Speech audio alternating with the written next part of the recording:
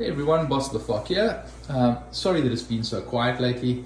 I'm going to just give you guys a bit of an update here. Work's been crazy, and so it's really taken most of my time. I've added a few odds and ends to the cellar. And I'll start with the wines and I'll just touch on what I've been doing on the cigar front. So, in terms of wine, I added a bottle of 2012 Opus 1 to the collection. I really do like Opus. I know some people talk about it as being a little overrated. I think overrated is probably a difficult criticism considering that this is made by two of the greatest winemaking families and teams on earth. This is a collaboration of the Mouton Rothschild, first growth out of France, as well as the Mondavi family, and their teams actually work on the wine. So I've got to say, I actually do enjoy it. I find it today very much typical of Napa, and so I bought a bottle of that. I have a few of them. I've got the 2015, I've now got the 2012, and then up there I've showed you before, I have a number of the 09s. I do enjoy that particular one. I've then also added a bottle of Stone Street. I'd heard a lot about Stone Street. I want to try it. Another Napa Valley wine, 2016 vintage, which was a fantastic vintage in Napa. And so I added a bottle of that. Just looking around to see what else I've done here. I was recently in Napa again. As you know, I go once or twice a year, and I visited a number of farms. One of my favorite winemakers is a gentleman called Andy Erickson. As you all know, he was the Screaming Eagle winemaker, not the original one, Heidi Barrett, but took over after Heidi Barrett left. He has a winery there, which he has a interest in, and is the winemaker at 7 Apart. This is their flagship over here, and then this is their main Cabernet.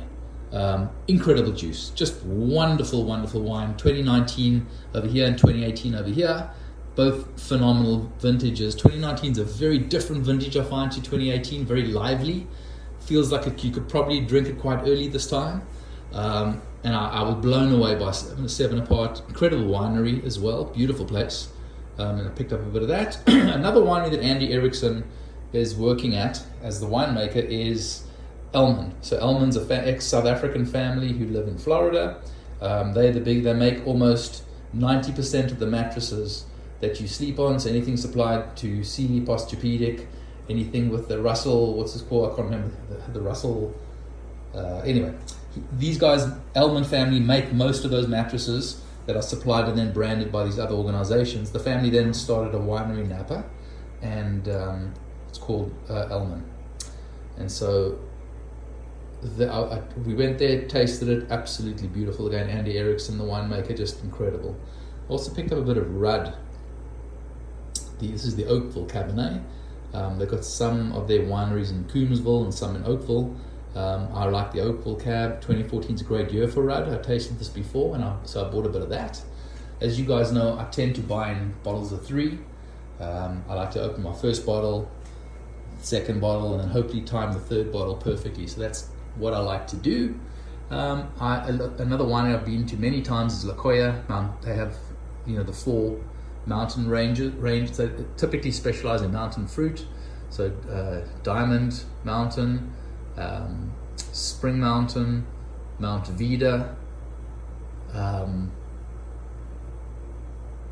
not Atlas Peak. They don't have anything in Atlas Peak, but they have a Howell Mountain, of course. This is Mount Vida's their biggest wine of the 4 that they make. I really do like Mount Vida. I liked the Howell Mountain for the 2018 as well, but I ended up just buying 3 bottles of the Mount Vida. Again, these are wines you're going to be putting away for a long period of time. You can drink them now, they're fantastic, but when you're spending $500 on a bottle of wine, you probably want to invest in a bit of time on this. The other thing I wanted to tell you guys about is Wheeler Farms. If you're ever in Napa again, I would definitely spend the time and go out to Wheeler Farms. Wheeler Farms is sort of a big estate and production area that produces the wine for 3 or 4 of the big wineries in Napa. When I say big, I mean boutique wineries in Napa. J.H. Wheeler is one of them. They use Andy Beckstoffer, who has the 6 big vineyards in Napa. If I can remember which they are, Missouri Hopper is the one, Dr. Crane. and this is George III, and beautiful Cabernet, absolutely fantastic. I ended up buying 6 bottles. I tried 1 bottle recently, and that was really, really good. And what else have I got? Yeah, I picked up a bottle of 2018 Cedar Creek as well, 3 bottles of those. As you know, I think this is the best wine that comes out of Washington State. I'm a huge fan of Cedar Creek. It was a pretty good price on those. I think I paid $250 a bottle for those, which is a fairly good price. The other thing I also picked up recently was Chapelet's 2nd bottle. So Chapelet is the Pritchard Hill estate. It's the only estate in Napa Valley that's actually wine estate that's allowed us to say Pritchard Hill on their label.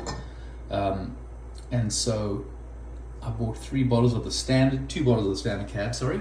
And you know, I've talked about this before, this is their flagship Cabernet, which they call Pritchard Hill.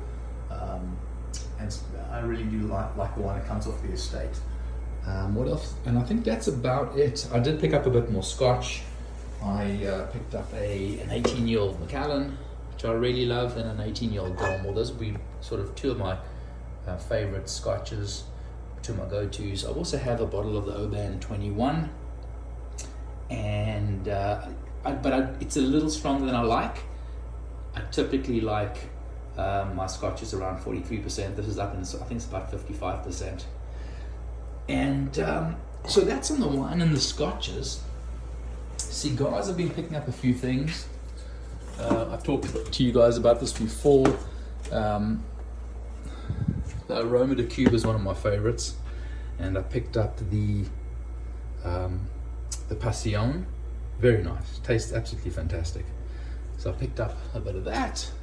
I also picked up some of the Olivar Melanio Series V in the 60 ring gauge. Didn't think I'd like them much, but I really enjoyed it. Those are really good. A couple of those I picked up. What about 20? I added, one of my favorites of all time is E.P. Carrillo. He's an incredible cigar maker, and I picked up a few more of the La Historias, the E111s, which are the newer La Historias. Really enjoy those. And then I also picked up some of E.P. Carrillo's Preludes. Those are the ones he got Cigar of the Year for. And so that's really not much of an update.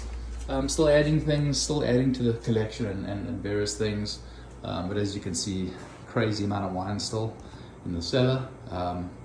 So I'll touch base with you guys soon when I add some more updates. Thanks, bye.